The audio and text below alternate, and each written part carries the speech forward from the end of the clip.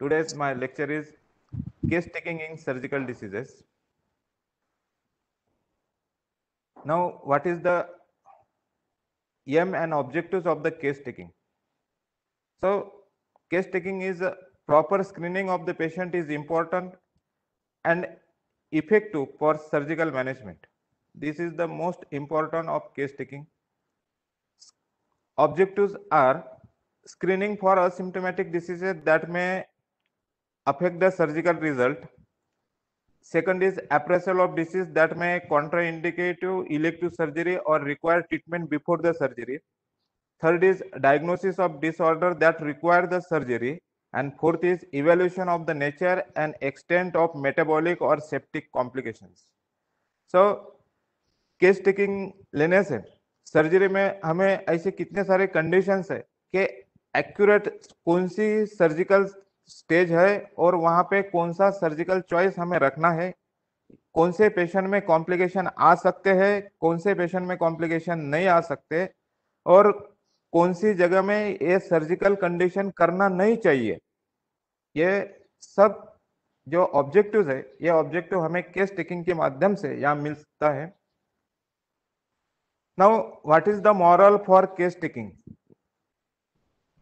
First moral or code of conduct is behave with a patient as he or she is your relative.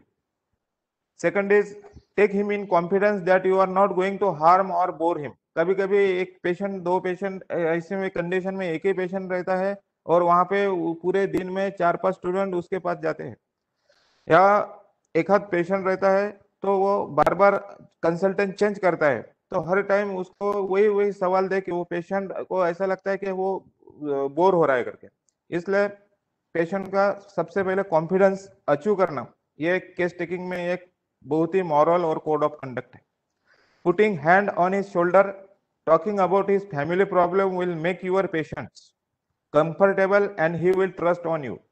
उसकी जो disease है, pathological condition है, वो pathological condition के अलावा उस पेशेंट में कुछ उसके पर्सनल प्रॉब्लम हो सकते हैं। बहुत सारे पेशेंट कभी ड्रग एडिक्शन में के और डिप्रेशन में आ सकते हैं, उसके कुछ फैमिली प्रॉब्लम हो सकते हैं, तो पर्सनल प्रॉब्लम और फैमिली प्रॉब्लम इनको भी थोड़ा उसमें पेशेंट को कॉन्फिडेंस में लेके उस पर उसके साथ बात करने का कॉन्फिडेंस वहां पे आ जाता है।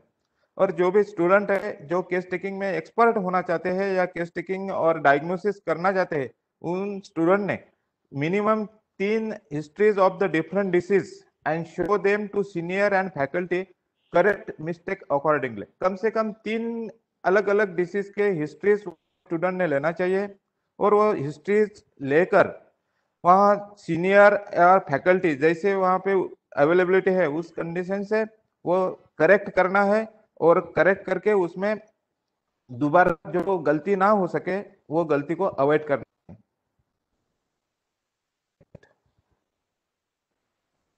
नहीं जी।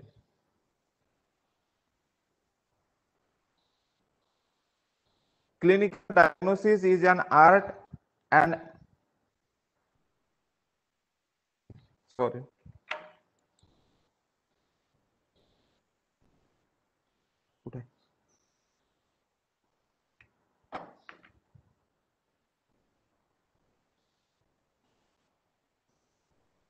Clinical diagnosis is an art and mastery of an art has a no end.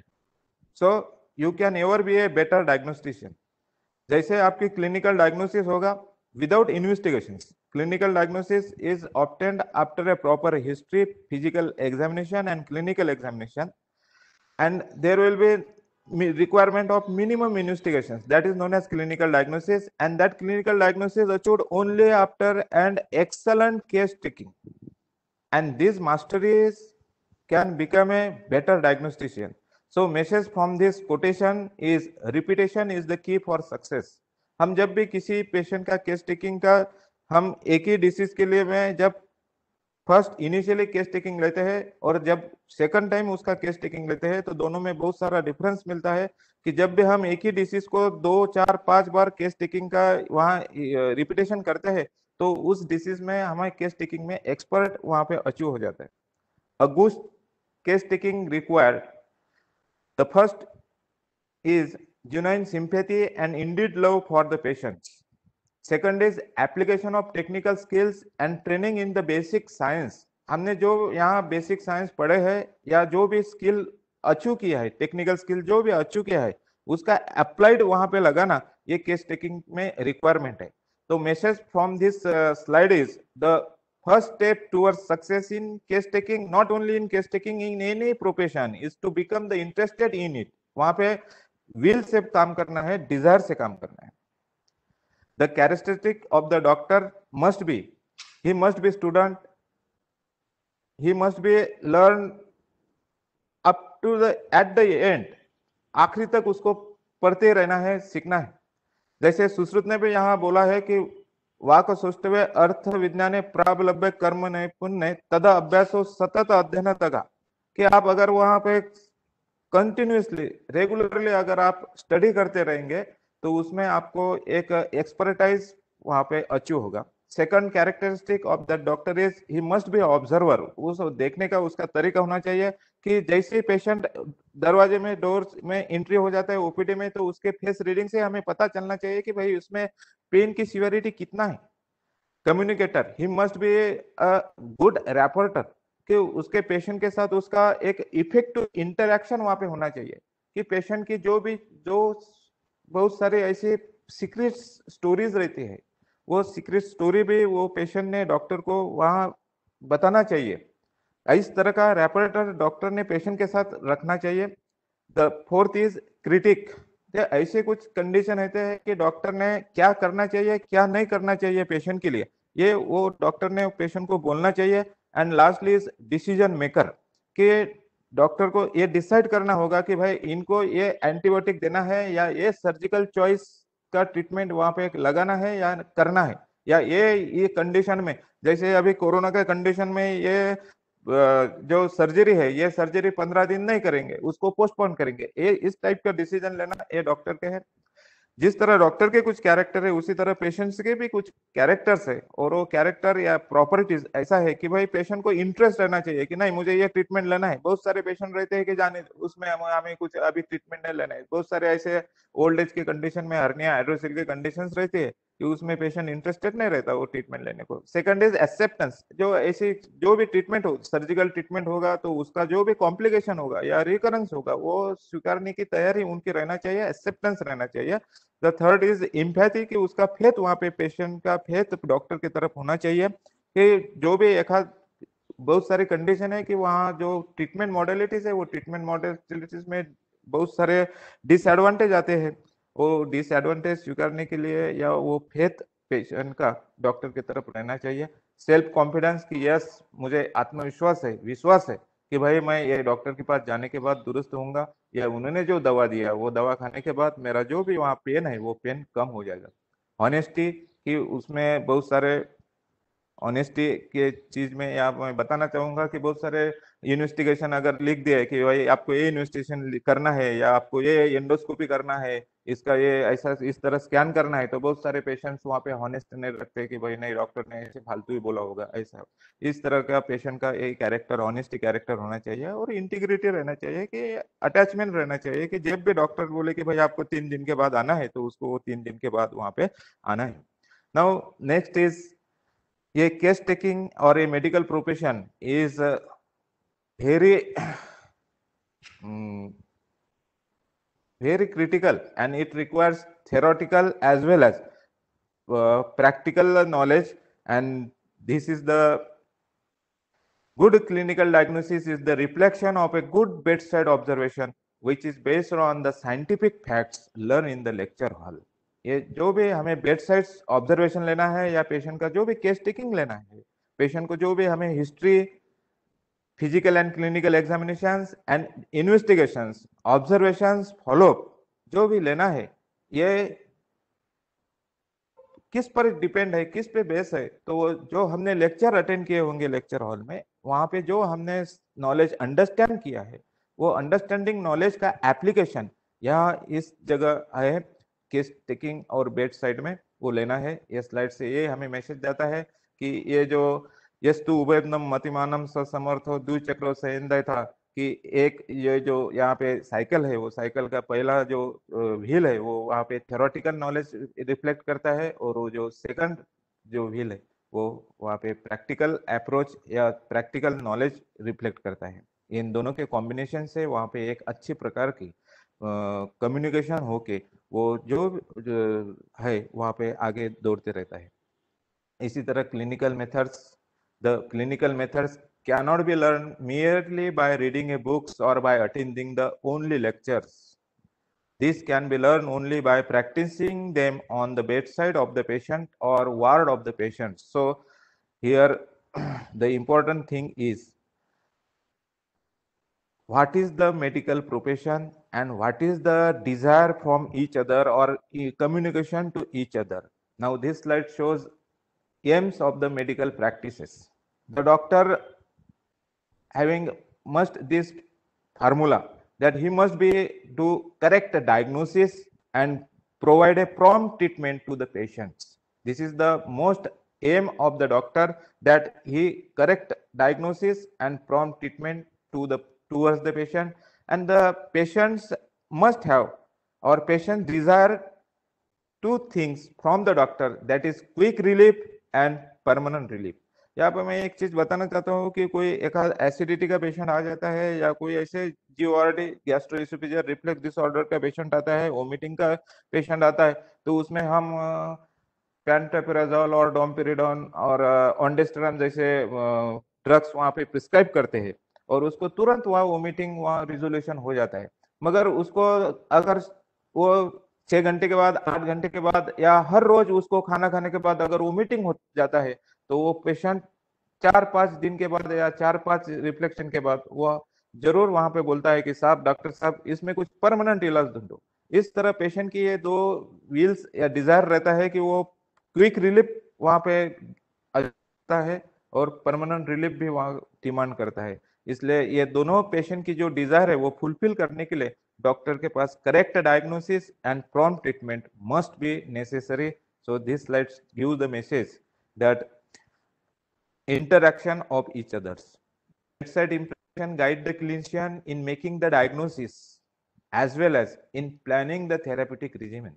जो पेशेंट है, अगर ये पेशेंट का बॉडी वेट कम है या पेशेंट ये सत्वहीन का है, तो अग्निकर्म ट्रीटमेंट वहां इफेक्टिव नहीं होगा। एक आध पेशेंट होगा कि भाई उसका एज भी कम है, उसका एज भी 8 है, 9 है, तो उसमें सर्जिकल प्रोसीजर्स जो है जिसमें ब्लड लॉस ज्यादा हो रहा, वो वहां उसके लिए कॉन्ट्राइंडिकेटेड होगा। तो ऐसे कंडीशन में उसको पैरा सर्जिकल प्रोसीजर्स या उसको कुछ प्रीवियस ट्रीटमेंट देके वो पेशेंट का थेरापेटिक रिजिमेन वहां पे गाइड कर देता है। और this all things depend only after a proper case taking. So message from this slide is the wards are the greatest of all research laboratories. हमें थियोरेटिकल नॉलेज, प्रैक्टिकल अप्लाइड, इन सब से अलग जो मेडिकल प्रोफेशन में words रहते हैं, patients जा रहते हैं, वहां पे सबसे ज्यादा हमें सीखने को मिलता है। वहां पे हमारा जो नॉलेज है वो नॉलेज का अंडरस्टैंडिंग वहां पे होता है, और हमारे नॉलेज का जो हमने गेन किया है उसका एप्लीकेशन होगा या उसका अप्लाइड होगा, वो अप्लाइड भी वहां पे वर्ड्स पे होता है। So there are one phrase proverb, that is the knowledge which is not utilized and not retained is like a indigestion after an excellent food. So the theoretical knowledge and practical knowledge both are, when not used properly to the patients, then it also like an indigestion after an excellent food. So in medical profession, to achieve the proper aim, the right judgment require experiences, and experiences always comes after a bad judgment, whether own experiences or other. यहाँ पे जो right judgement है उसके लिए experience की जरूरत रहती है, और जो एक्सपीरियंस है वो एक्सपीरियंस बैड जजमेंट से स्टार्ट हो जाता है। इसलिए हम जो एक बार गलती कर दे तो वो गलती से हमें राइट जजमेंट तक जाना है, भले वो अपना खुद का एक्सपीरियंस होगा या दूसरों का जजमेंट होगा। इस तरह हमें ये केस टेकिंग में पेशेंट के साथ ये जजमेंट लेना है। वो शुरू में हमारे गलत हो सकते हैं, मगर वो गलत एक्सपीरियंस भी हमें एक दिन राइट जजमेंट तक या गुड एक्सपर्टाइज स्किल तक लेकर जा सकते हैं। नाउ डायग्नोसिस, जो हमें केस टेकिंग से हमें एक डायग्नोसिस अचीव करना है मेडिकल प्रैक्टिस में, तो ये डायग्नोसिस के ये जो तीन पिलर, ये तीन पिलर में सबसे पहले हिस्ट्री है, जो हिस्ट्री से हमें सिम्टम्स प्राप्त होते हैं। सेकंड इज क्लिनिकल एग्जामिनेशन, हमें यहाँ क्लिनिकल एग्जामिनेशन में फिजिकल एग्जामिनेशन, क्लिनिकल एग्जामिनेशन, इसमें से हमें साइंस वहाँ पे अचीव होते हैं। पेशेंट के, बहुत सारे पेशेंट के साइंस रहते हैं, जैसे अपेंडिसाइटिस में हमें शेरेंस ट्रायंगल जैसे साइंस रहते हैं, वहाँ पे हाइपरेस्थेसिया हो जाते हैं, मर्फीज सिंड्रोम, मर्फीज साइन, ये ऐसे साइंस रहते हैं। And third is investigations. The diagnosis based purely on these three pillars, and that pillar is history, clinical examination and investigation. या मैं एक बात बताना चाहता हूँ कि जैसे हमारे पास इंडिया डिफेंस के लिए जैसे हमारे पास 3 फोर्स है, उसमें से एक आर्मी फोर्स है, नेवी फोर्स है, और उसी की तरह हमें एयर फोर्स है। तो ये जो 3 फोर्स है, इनमें हमें डिफेंस करने के लिए सबसे अच्छा अगर फोर्स कौन सा होगा, जो इकोनॉमिकल भी है और ज्यादा से ज्यादा इफेक्टिव भी है, तो वो आर्मी फोर्स है। और जो नेवी फोर्स है, इसमें जैसे डायलेमा जैसी कंडीशंस होती है, और जो एयरफोर्स जैसा कंडीशन है वो तो सब हवा में रहता है। तो ये इन्वेस्टिगेशन जो है वो एयरफोर्स के जैसा रहता है कि इसमें जो रिजल्ट्स हमें आते हैं वो थोड़े रिजल्ट्स डाउटफुल वहां पे रहते हैं। तो ज्यादा से ज्यादा जो डायग्नोसिस है, इनका एक परसेंटेज अगर देखा जाए तो history contribute the 70% for the diagnosis, 20% is the clinical and physical examinations, and 10% is the investigations. These 100% make the diagnosis of by history, that is 70%, clinical examination 20%, and 10% investigations. So my dear friends, for making a perfect diagnosis, history is most important part, and so for history, the case taking is the most important skill for making a diagnosis and to plan the management of that patients. Preparations before a case taking or for a good case taking or good diagnosis, the two things you had better do before history collecting. First is gain the patient's confidence.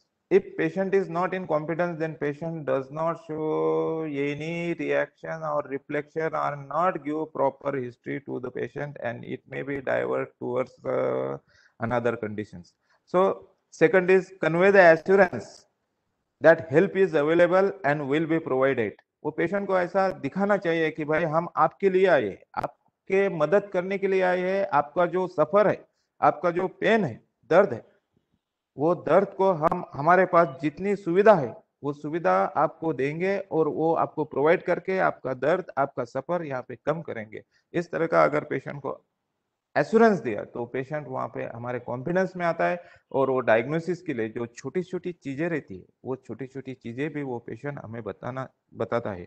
तो यहाँ पे मैं diagnosis के बारे में एक story बताना चाहता हूँ कि डायग्नोसिस में हमें या ट्रीटमेंट में हमें यहाँ पे एक पिन पॉइंट कॉज डिटेक्ट करना होता है, और वो पिन पॉइंट कॉज डिटेक्ट करने के बाद ही हम करेक्ट और परमानेंट प्रॉम्प्ट ट्रीटमेंट कर सकते हैं। अदरवाइज हम ये प्रॉम्प्ट ट्रीटमेंट, इफेक्टिव ट्रीटमेंट नहीं दे सकते, वो ऊपर ऊपर ही ट्रीटमेंट हो जाता है, और lastly patient is unsatisfied and he reflect or he does not satisfied with our medical professions. So अगर बाहर के लोगों ने या डॉक्टर ने बोलना चाहिए कि भाई नहीं डॉक्टर साहब अच्छे हैं, तो डॉक्टर साहब अच्छे हैं ये अगर हमें सुनना है, तो पेशेंट का कॉन्फिडेंस और पेशेंट को के लिए हम कुछ कर रहे हैं, या पेशेंट के लिए हम कुछ बेनिफिट देंगे, ये ऐसा एश्योरेंस उसको लगना चाहिए। ये दो चीज अगर आप अच्छी तरह पेशेंट के लिए कर पाए,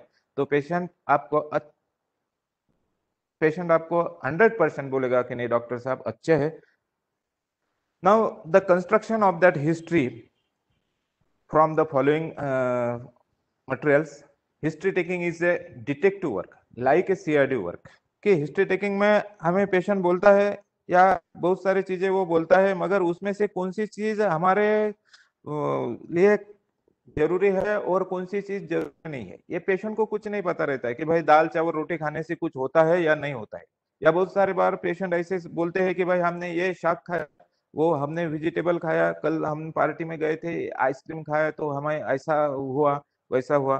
तो ये जो करना है डिटेक्टिव वर्क करना है, ये डिटेक्टिव वर्क हमें एज ए सीआईडी ऑफिसर्स करना है। The diagnosis must be established by inductive reasoning and not by other unfruitful or other non detective reasoning, जिसमें स्टिमुलेशन है, जिसमें से कुछ हमें पता चल सकता है कि नहीं भाई इसमें से इंडक्टिव रीजनिंग, इसमें से सेंसर है, इसमें इस तरह है। जैसे कि भाई कल पार्टी में हमने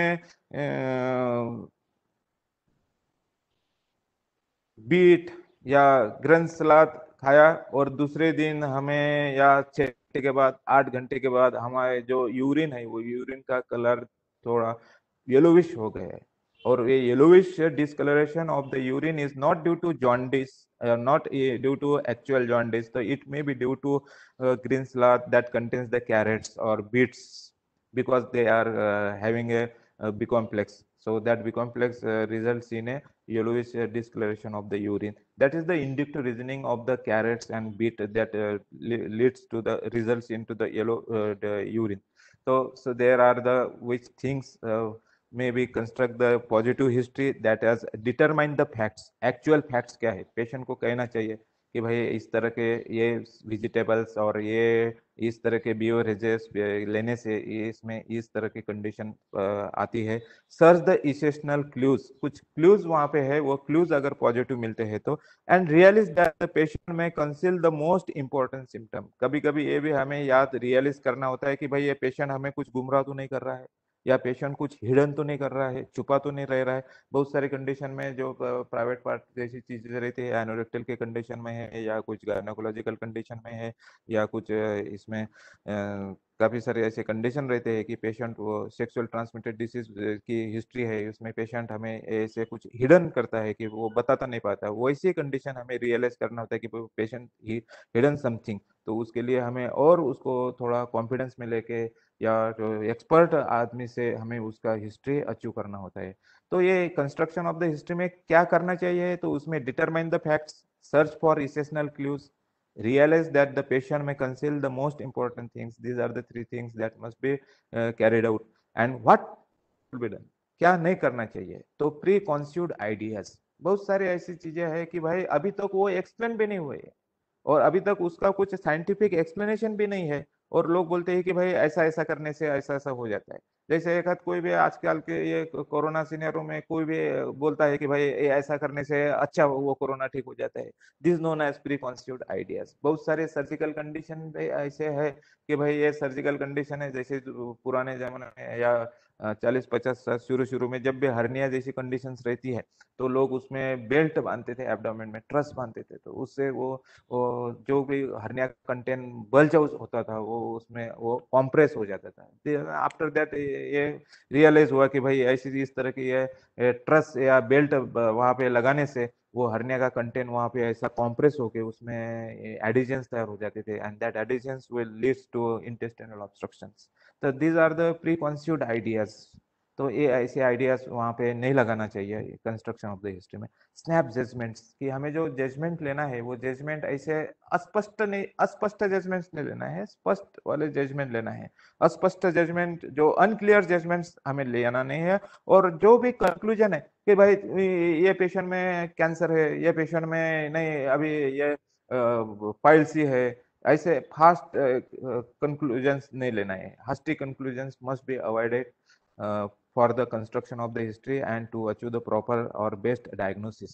Now for the case taking or best diagnosis and for the therapeutic management of that patients, we must have these chatushpadas that explain in Ayurveda very well, that is the patients, doctors, medicines and parasurgical or paramedical staffs. Now, what is the disease and what is the health? When anatomy and physiology is normal, then it is known as health. And when anatomy and physiology is abnormal, then it is known as disease conditions. So it is the best example or presentation that anatomy physiology normal is equal to health, anatomy physiology abnormal is equal to disease. Now, before going to case taking, we must know what is the diagnosis and what disturb in it and what are the causes of that disturbance. In short, we must know soil and seeds formula कि हमें खेती करनी है तो खेती में जो हमें सीड्स वहां डालना है वो सीड्स में फॉल्ट है या वो जमीन में फॉल्ट है, सॉइल एंड सीड्स. तो in same formula, same phenomena applied in medical sciences, medical practices, and seeds commonly term as a aetiological factor. जैसे कोई पेशेंट होगा वो अल्कोहल ले रहा, अल्कोहल कंजम्पशन कर रहा, अल्कोहल कंजम्पशन कर रहा, और alcohol consumption is the seeds, and वो अल्कोहल कंजम से, रेगुलर अल्कोहल कंजम से उस पेशेंट में सिरोसिस ऑफ लिवर हो गए, that is known as liver is the soil. Hepatobiliary system is the soil and alcohol is the seeds. जो हमें case taking लेना है, हमें जो डायग्नोसिस करना है, जो ट्रीटमेंट करना है, वो ट्रीटमेंट हमें सॉइल एंड सीड्स पे करना है कि भाई ये पेशेंट में स्त्रोतस कौन सा इन्वॉल्व है और स्त्रोतस में इन्वॉल्व में पैथोलॉजी निर्माण होने में कौन वहां पे हेतु कौन सा है, सीड्स कौन है, कौन सा इफेक्टिव सीड्स है, ये दोनों हमें डिटेक्ट करना है. That is the main motto for the diagnosis and therapeutic, that is soil and seeds formula. So what is disturb? Anatomy, physiology और बोथ. बहुत सारे पेशेंट है जिसमें खाली एनाटॉमी का डिफेक्ट रहता है. जैसे एक आध पेशेंट को असिमेट्री रहती है पेशेंट में, it is known as anatomy. जैसे कोई पेशेंट को ये आगे एग्जांपल है उसका दिखाता हूं कि ये जो फिंगर्स रहते हैं एक दूसरे के साथ सेपरेट ना होके attach, fusion with each other, ऐसी कंडीशन रहती है. That condition is not due to physiological condition, it is a anatomical abnormal condition. कोई पेशेंट को ये 4 ही उंगलियां रहती है, एक एब्सेंट रहता है, this is known as anatomical condition. कोई पेशेंट में जैसे गॉइटर वाला पेशेंट हो तो उसमें एनाटॉमिकल और फिजियोलॉजिकल, जो गॉइटर है, थायराइड है, तो उसमें एनाटॉमी भी डिस्टर्ब रहती है, साइज गॉइटर थायराइड का शेप वहां पे बढ़ता है, और उसके साथ साथ वो उसमें से जो कई उसके हार्मोन्स, वो हार्मोन्स अपने मेटाबॉलिक डिस्टर्बेंस होके वहां पे फिजियोलॉजिकल ऐसे कुछ डिस्टर्बेंसेस ला देता है. तो गॉइटर में एनाटॉमी और फिजियोलॉजी से दोनों जैसे कंडीशन है. वो फिजियोलॉजी जैसे कंडीशन है तो उसमें पेशेंट की हाइट ज्यादा रहती है, कम रहती है, ये ऐसे कंडीशन फिजियोलॉजिकल कंडीशन में जाता है. गॉइटर जैसे, प्रोस्टेट जैसे कंडीशन मेल में आफ्टर 50 इयर्स, जो बिनाइन प्रोस्टेटिक हाइपरप्लेजिया बीपीएच बोलते हैं उसके कंडीशन में, या प्रोस्टेट एनलार्जमेंट कंडीशन. ये prostate enlargement condition is the best example of anatomy and physiology, both are involve. Now cause of disturbances, कौन कौन से डिस्टर्बेंस, ये जो एनाटॉमी डिस्टर्ब हो रही है, फिजियोलॉजी डिस्टर्ब हो रही है, दोनों डिस्टर्ब हो रही है, वो कौन कौन से कारण से हो रही है?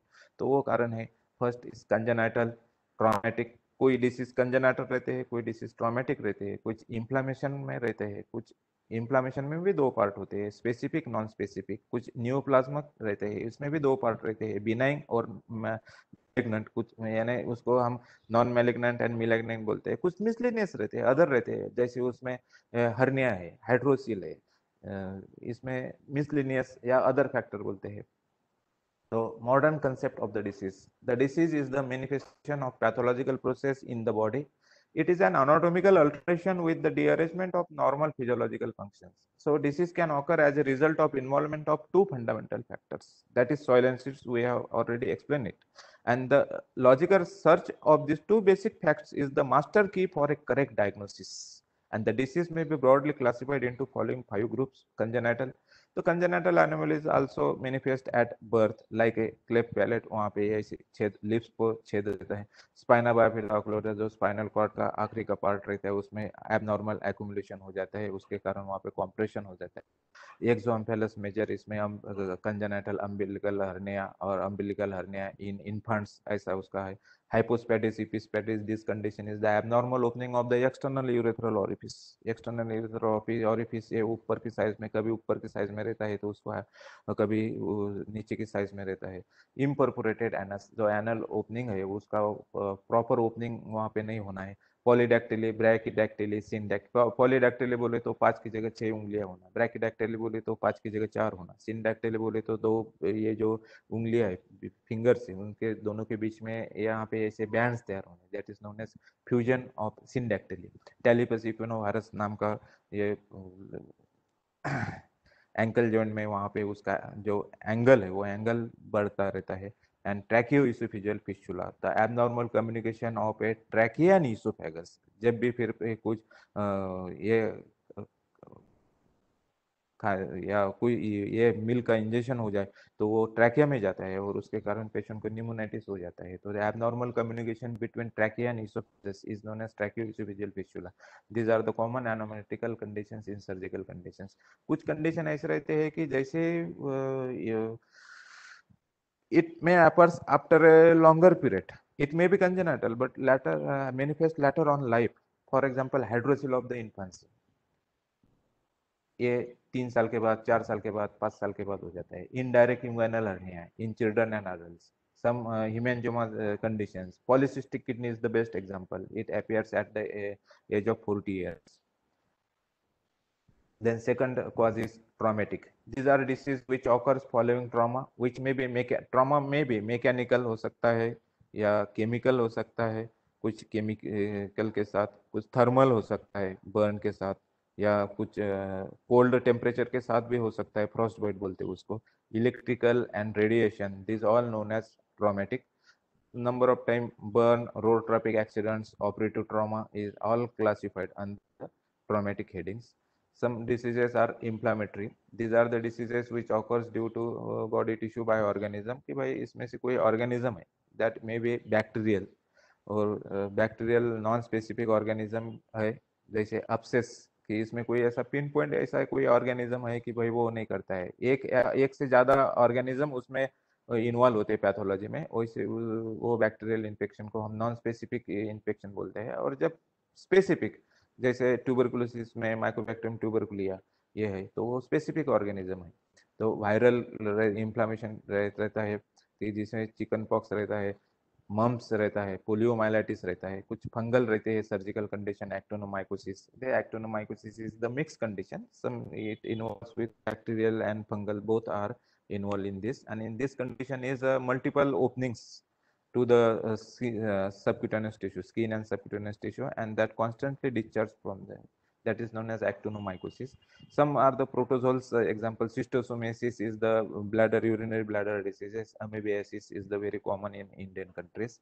Parasitic, some are parasitic, that is hookworm, roundworm, and hydatid cyst of the liver, hydatid cyst of the lung. It is known as parasitic inflammatory conditions. And these all conditions may be divided. The inflammation may be in clinically divided into 3 parts: acute, chronic, and subacute. So during the case taking, we must label that condition, pathological condition, whether it may be congenital, traumatic, inflammatory. If inflammatory, then what is the exact cause, whether it is specific or non-specific, or and clinical condition is acute, chronic, or subacute. This must be mentioned or assessed during the case taking. And the fourth is neoplastic. These are benign and malignant. Benign conditions are common in surgical condition, that is lipoma, fibroma, tumors, adenoma, fibroma. And second is malignant, and then malignancy is also divided into 2 parts, primary and secondary. कि भाई CA prostate malignancy spread into lung. This is known as secondary malignancy. And primary malignancy ये कोई एक आध ऐसी ulcer हो, wound हो, जख्म हो, और वहाँ ही उसका वो मैलिग्नेंसी हो गया, वहाँ तक ही लिमिटेड है, limited to the local boundaries, is known as primary, and when it spread to another systems or stratosa, then it is known as secondary malignancy. Some diseases are miscellaneous, that is occlusive diseases, splenomegaly, elephantitis, pancreatitis, tropical ulcers, and some hydronephrosis, thyrotoxicosis, renal stone, peptic ulcer, ulcerative colitis, piles. These are miscellaneous conditions. So to understand the disease pathology easily and effectively, Student must observe and see the things with their own eyes and listen with their own ears. Here I want to share that if mind does not know, then eyes and ears do not work. And if eyes and ears does not know, then mind does not work. So we must know, then our eyes and ears properly work. If our eyes and ears knows, then our mind properly works. So remember that. Always see with your own eyes and ears. These are the five senses for case taking. These are explained by Susruta, Chakshu Indriya, Sparsha Indriya, Ghanendriya, Rasane Indriya. In Ayurveda, number of examinations explain Dvividha Pariksha, Pratyaksha, Pratyaksha, Trividha Pariksha, Darshan, Sparsha, Prashna Pariksha. Susruta explain Panchavid, Shadavid Pariksha, Prashna Pariksha, Sparshan, Prashna, Sparsha Pariksha, Grane, Rasane Indriya Pariksha.